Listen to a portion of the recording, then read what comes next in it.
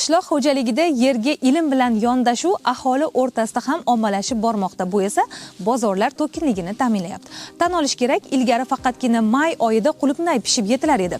Bugungi kunga kelib esa qishning qahratonida ham bu rezavor mevani bozor asrlarida uchratish mumkin.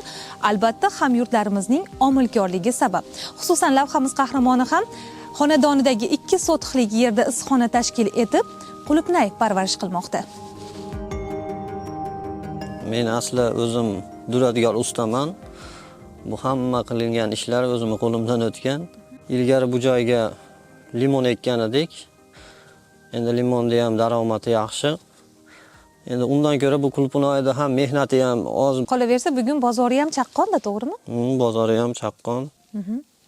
Umuman mana shu issiqxonani qurilishi sizga qanchaga tushdi? Qancha muddatda qurib bitkazdingiz? Shu 3-4 oyda bitib, avgust oxiri, sentyabrda boshlarida shu ko'chatni ekib oldik. 30 million, 35 million pul ketdi. Xarajatlar 1,5 oy, 2 oyda qoplaydi. Bu mevalarini haftada bir marotaba terib olyapmiz. Shu o'zimizning bozorlarga olib chiqib beramiz. Shu podbollari bor 150 ming so'mdan. Shu 3 xil anaqaga to'lgan maydalari 120 ming so'mdan shu topshirib kelyapmiz. Bu ko'chatlar birinchi hosildanoq haftasiga 10 kilogrammgacha meva bermoqda. Hozirgi kunda qulupnayning bozordagi o'rtacha bahosi 150 ming so'm. Endi o'zingiz hisoblang. Bu haftasiga 1,5 million, oyiga 6 million daromad bo'ladi. Bundan tashqari qulupnayning kundan kunga hosildorligi oshib boraveradi. Bu esa daromadga daromad qo'shiladi degani. Bu qulupnayimizning navi Koreyani Sulixan navi. 12 oyda davomida hosil beradigan nav bo'lib, shu hosildorligi yaxshi, keyin sovuqqa chidamlik, kasalliklarga bardosh beradigan.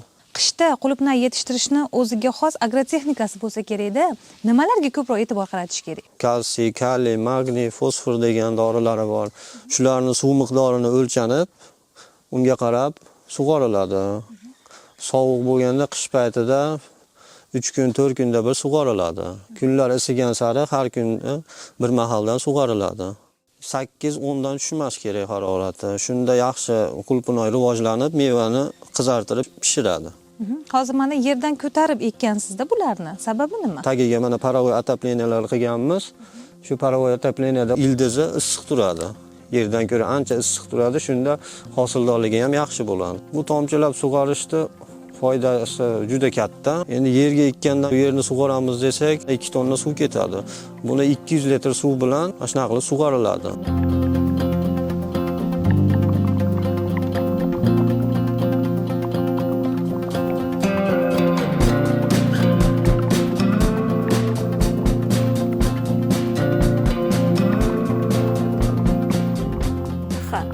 Bo'layotganingizdek, Andijon tuprog'ini oltinga qiyoslashda hech bir mubolag'a yo'q. Chunki zamini eng qimmatbaho metalldan ham ko'proq boylik ato etish xususiyatiga ega. Qay bir xonadonga kirmang, bir-birini takrorlamas dehqonchiligi darrov ko'zga tashlanadi. Hattoki sovuq fasl ham viloyat mirishkorlarining omilkorligiga to'siq bo'la olmaydi. Shuning uchun ham avvalgilar tomonidan aytilgan yesang yoz, yemasang qish iborasining davri allaqachon o'tib ketgan. Qahraton faslda ham tomorqasida yetishtirilayotgan rezavorlar xuddi bahorni eslatadi. Shahrixon tumanining Do'lan mahallasidagi Ibrohimjon Turdiyev xonadoniga kirgan odam omilkorligidan hayratga tushishi ehtimoli katta. Negaki salkam 8 sotixlik tomorqasidagi issiqxonasi qip-qizil qulupnayzorga aylangan. Tabiiyki, uning dehqonchiligi sizlar qatori bizni ham qiziqtirib qo'ydi.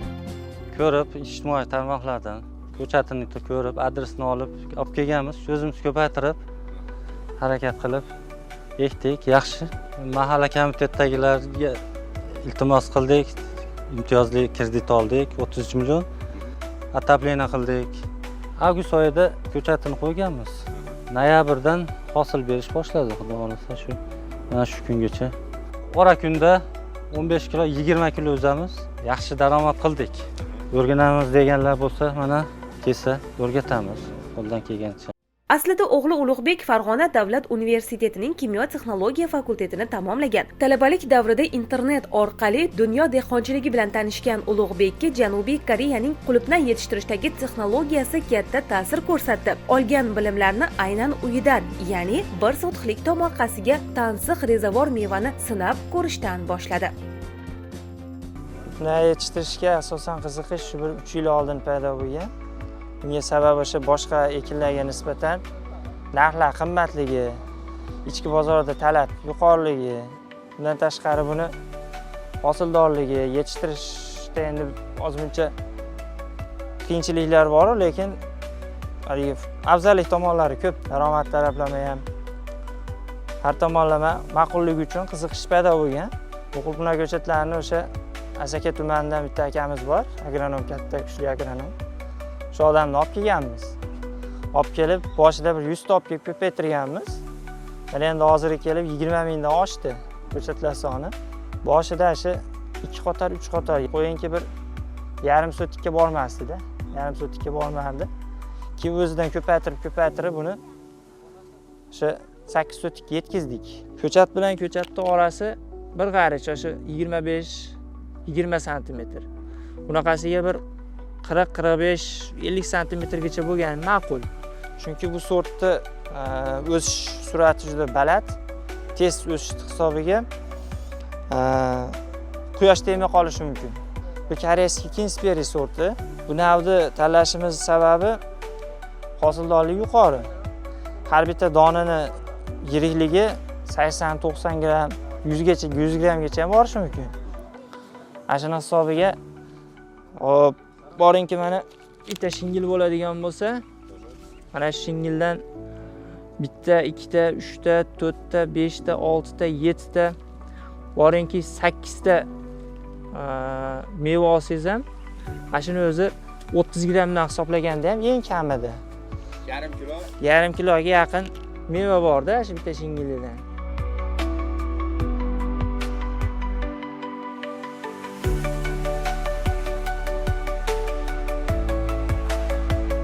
Buni bir sotik maydonga iloji boricha 800-900 mingta atrofida eksa bo'laveradi. Endi ko'p ekib yuborilsa, agrotexnikasiga, haligi har xil hasharotlar bilan kurashishga ozgina qiyin bo'lib qoladi. Shuni hisobiga shu bir 900 ta bilan 1000 ta oralig'ida eksa, normal holat. O'zi aslida bu sortlarning xarakteristikasida 400 gram yozilgan. 400 gram yozilgan, lekin bizning mintaqada hozir 1 kilodan oshiq olgan dehqonlar ham bor. Ustozlarimiz undan ham ko'prog'ini ham olishyapti. Bu avgust 15-sanasidan sentyabrda 5-sanasining oralig'ida ekilsa yaxshi bo'ladi. Chunki kun issiq bo'ladigan bo'lsa, bu qulupnay ko'chatlari o'sib ketadi-da, gullatishga qiynalib qoladi. G'ovlab ketib qolish hisobiga bu meva berishning o'rniga barg berishni boshlaydi sizga. Haligi gullatishga qiynalib qolasiz. O'shaning hisobiga harorat iloji boricha kunduz kunlari 30 gradusdan oshmagan holatda yerga ekilsa, xudo xolasa shu 20 kun yog'ida gul ekib ketadi. O'g'itlash asosan biologik o'g'itlardan foydalanamiz, organik o'g'itlardan. Bular inson sog'ligiga hech qanaqa zarari yo'q. Bular o'sha biologik oziqa, yerdagi erimagan kimyoviy o'sha oziqalarni yumshatib oziqlantirishga yordam beradi. Go'ng, mahalliy o'g'itlardan. Bargiga ham o'sha organik o'g'itlardan asosan foydalanamiz. Ekkandan keyin bir 10 kun, 15 kun davomida, 10 kun davomida kunda bir mahal suv beriladi. Chunki bu tomir otib, haligi ko'klab olish uchun. Undan keyin albatta tomchilash bor. Mana shu plyonkalarning tagidan tomchilash sistemasining shlankalari o'tib ketgan. Sug'organimizda mana shuni ichidan sug'orilaveradi. Pastga qora plyonka yoyilishining sababi bu pastdagi birinchi foydasi, pastdagi namlikni tepaga ko'tarib olmaydi. Tepaga ko'tarib olmaydi. Shuni hisobiga issiqxonaning ichidagi namlik ko'tarilib ketmaydi. Shuni hisobiga mana bu gullarning changlanishi, har xil kasallik tushmasligining oldini oladi. Ikkinchi foydasi mana bu tuproqqa tegib hosilni sifatini pastlattirishiga haligi to'sqinlik qiladi.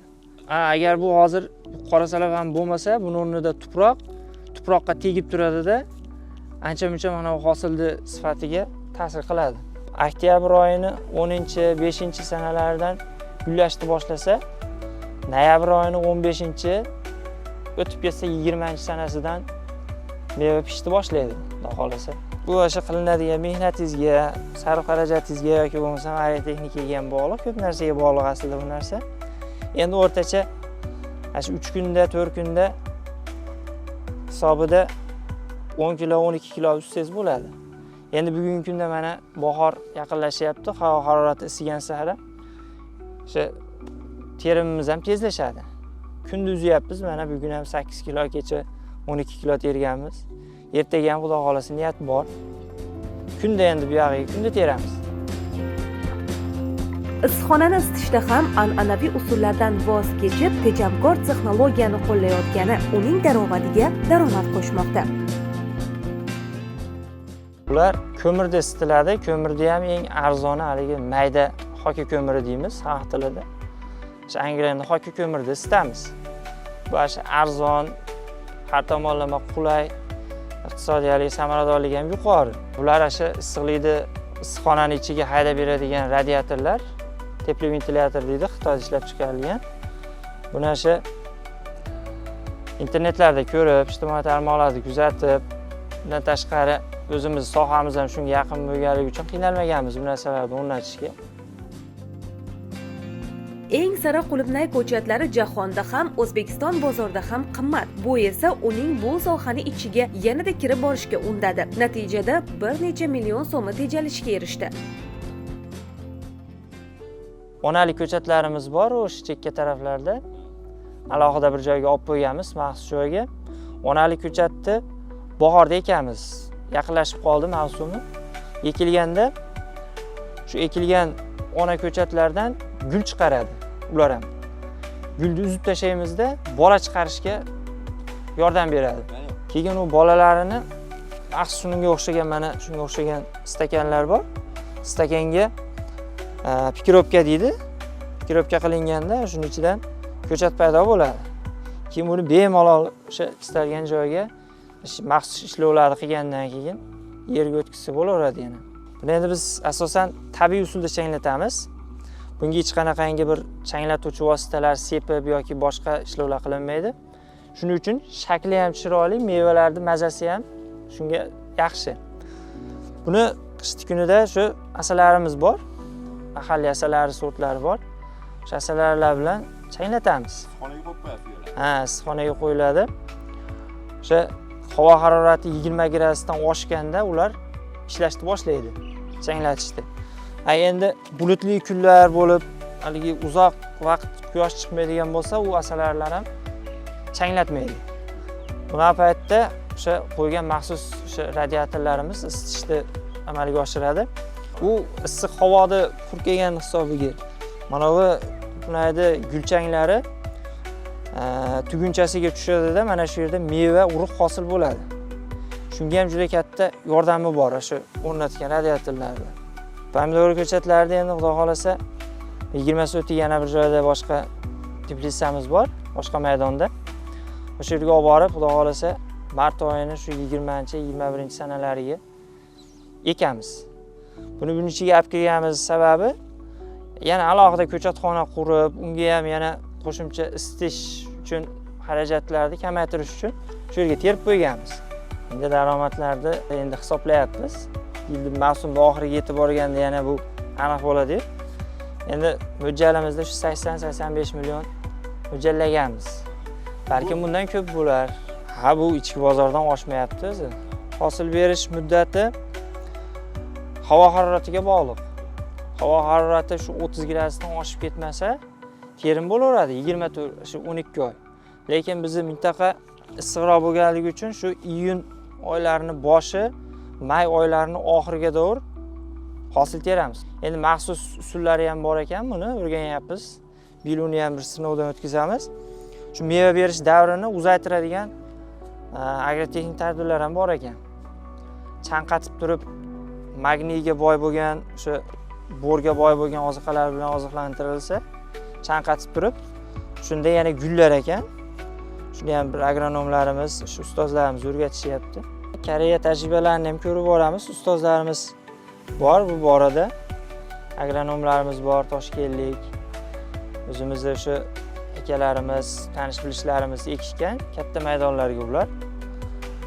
Endi ularni tajribalarni ham o'rganib, ulardan ham so'rab, tajribalarimizni oshirib boryapmiz. Endi buni ichiga sinov tariqasida pomidor ko'chatlarimizni boshqa joyga ekkandan keyin nariga teplitsamizda bolgar ko'chatlarimiz bor.